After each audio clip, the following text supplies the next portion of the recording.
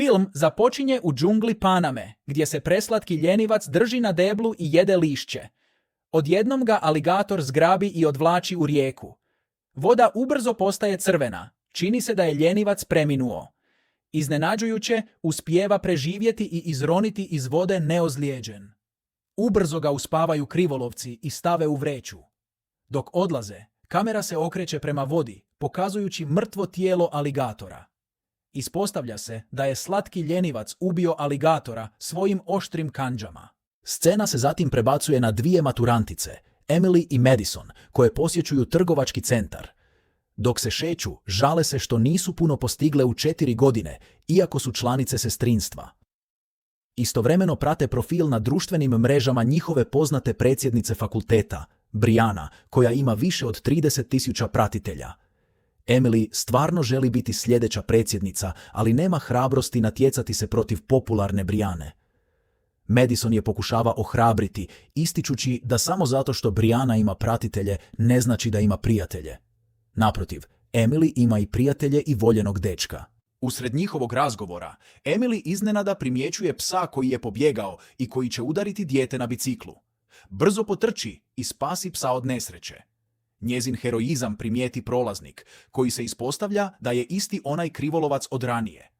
Pita je li ljubiteljica životinja, na što ona potvrđuje. Zatim joj pokaže svoj profil na društvenim mrežama, gdje je objavio slike slatkog ljenivca. Također joj daje svoju posjetnicu, rekavši da ga kontaktira ako razmišlja o nabavljanju egzotične životinje. Uostalom, slatke, krznene životinje sjajne su za dobivanje popularnosti. U sljedećoj sceni, Brianna ulazi u sestrinsku kuću s dominantnim stavom. Nitko nema hrabrosti govoriti protiv nje unatoč njezinom arogantnom i bezobraznom ponašanju, jer je najpopularnija djevojka na fakultetu. Trenutno su izbori, a Brianna se kandidira za ponovni izbor za predsjednicu sestrinstva. U međuvremenu, Emily i Madison također stižu sa svojim stvarima kako bi se uselile u svoje nove sobe za maturante. Kasnije te večeri, Emily stoji ispred ploče sa slikama svih bivših predsjednika. Među njima je i jedna njezine majke. Dok gleda u nju, prilazi joj voditeljica sestrinstva, Mayflower. Emily je pita je li njezina majka bila dobra predsjednica. Mayflower odgovara da je bila jedna od najljubaznijih predsjednica do sada, jer je uvijek stavljala svoje prijatelje na prvo mjesto. Vjerujući da je Emily ljubazna kao i njezina majka, predlaže joj da se kandidira za predsjednicu, ali Emily još uvijek nije sigurna. Iste noći, Emily pregledava Briannin profil i naiđe na slike s divljim kućnim ljubimcima. To je natjera da shvati da joj kućni ljubimac može pomoći u stjecanju popularnosti i natjecanju protiv Brianne. U tom trenutku sjeti se ranijeg tipa iz trgovačkog centra, pa mu pošalje poruku. U odgovoru tip joj šalje adresu i zamoli je da dođe ujutro. Kasnije odlučuje izvesti ljenivca u kratku šetnju prije nego što ga preda Emily. Tada ljenivac pokazuje svoje pravo lice i brutalno ga ubija. Sljedećeg jutra Emily se vozi prema danoj lokaciji, ali ne nalazi nikoga tamo. Odlazi pokucati na vrata, ali ona su otvorena. Polako ulazi u prostoriju i otkriva nevino izgledajućeg ljenivca u sredini sobe. Budući da nema nikoga u blizini, Emily uzima ljenivca i vraća se kući sestrinstva. Pokušava se odmah uputiti u svoju sobu, ne pokazujući novog ljubimca nikome. Međutim, njen put presreće Brianna, koja zahtijeva da zna što je u kutiji. Kada Emily oklijeva, Brianna joj otme kutiju i baci je niz stepenice. Nakon toga, slatki ljenivac izlazi iz kutije, ostavljajući sve u čudu. Emily brzo trči niz stepenice kako bi ga zaštitila i pomazila. U međuvremenu, Brianna ne može podnijeti da svi obraćaju pažnju na ljenivca, pa tvrdi da kućni ljubimci nisu dozvoljeni u sestrinskoj kući. Međutim, Emily joj kontrira da su kućni ljubimci dozvoljeni ako postanu maskote. Sve djevojke glasaju u njenu korist, ostavljajući Briannu bijesnu.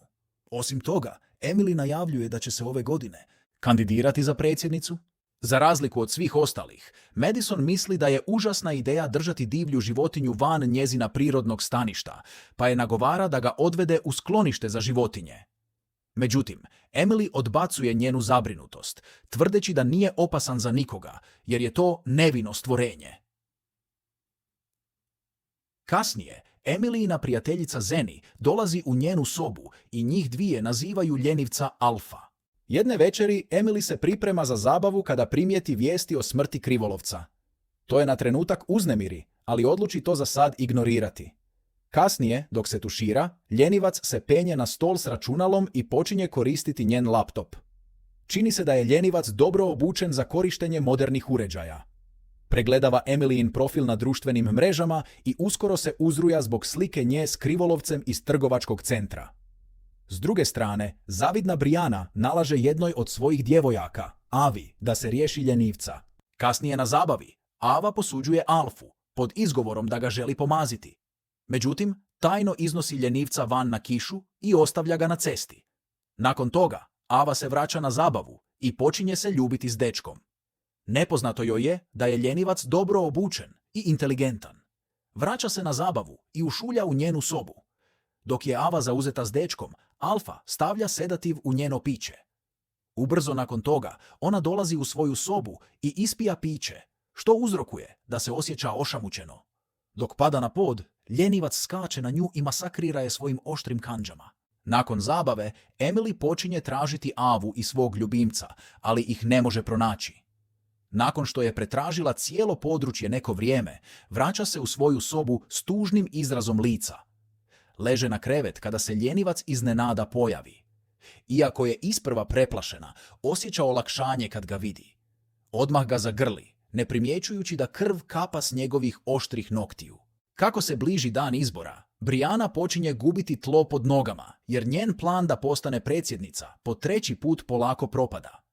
Naprotiv, Emilyina popularnost raste zbog njenog ljubimca. Usred tih prolaznih dana, ljenivac kreće u ubilački pohod, izvršavajući djevojke iz sestrinstva jednu po jednu. Ostale djevojke se pitaju gdje su nestale, ali to ne shvaćaju ozbiljno. Dan prije izbora Alfa uživa u sunčanju s pivom kada se pojavi Madison. Vidjevši ga samog, odlučuje da je vrijeme da ga spasi i vrati u njegovo prirodno stanište. Ali neposredno prije nego što ga može odvesti, Emily je uočava i kaže joj da joj je potreban.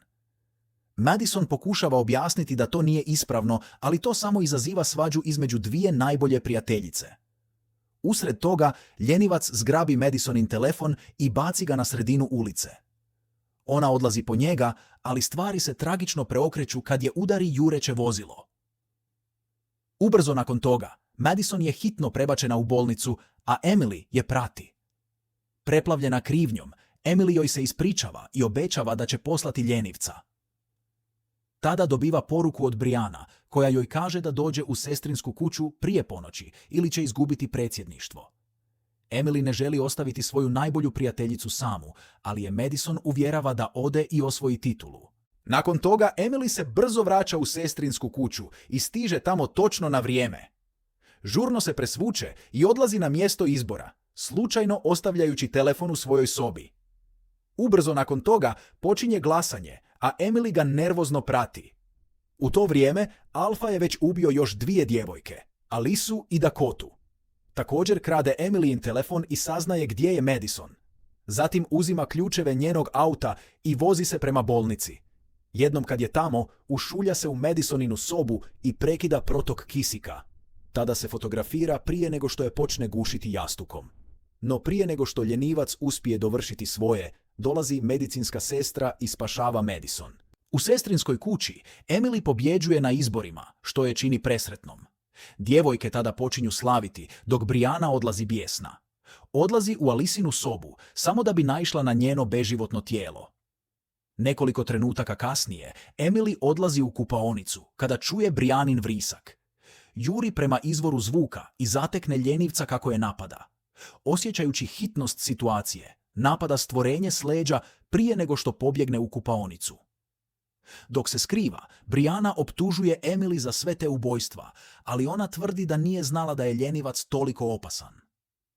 Nakon nekog vremena njih dvije pažljivo izlaze. Ubrzo nakon toga, ponovno ih napada ljenivac, ali Emily uspijeva baciti ga kroz prozor. Unatoč tome, preživljava i vraća se natrag u zgradu. S druge strane, ostale djevojke uživaju u svojoj tuš parti kada se pojavi ljenivac. Manipulira žicama i zajedno ih elektrošokira. Vraćajući se Emily, pronalazi pištolj u jednoj od soba djevojaka, koji uzima za sigurnost. Međutim, ubrzo naleti na Brianina menadžera, uzrokujući da ispusti pištolj.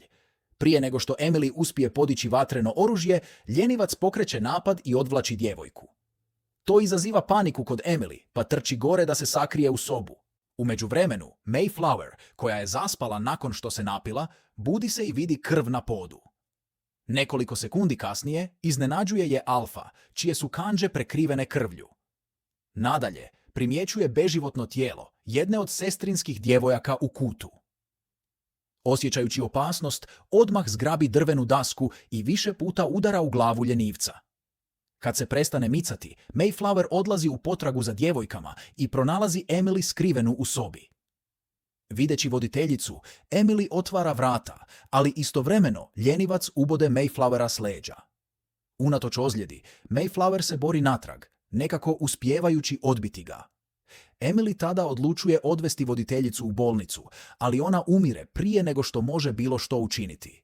Na drugom mjestu Emilyn dečko Tyler pregledava njen profil na društvenim mrežama kada primijeti da je naziv njenog računa promijenjen u ubojiti ljenivac. Dok scrolla, saznaje da je ljenivac ubio djevojke i fotografirao se s njima. Shvativši da je njegova djevojka u opasnosti, odmah odlazi do sestrinske kuće. Po dolasku, olakšano je što je vidi sigurnu.